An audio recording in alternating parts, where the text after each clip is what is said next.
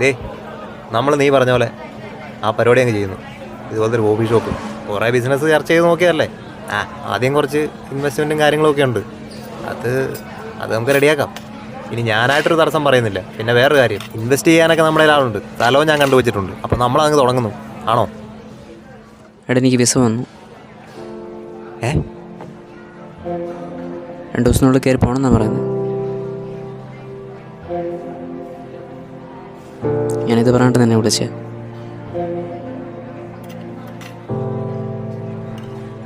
നീ ഇവിടെ എന്തെങ്കിലും പരിപാടി നോക്ക്. എത്ര നാളെന്ന് വെച്ചാൽ ഒരു കാര്യം നടക്കുന്നുമില്ല. നീ ഇവിടെ എന്തെങ്കിലും നോക്കണം. പോട്ടെ.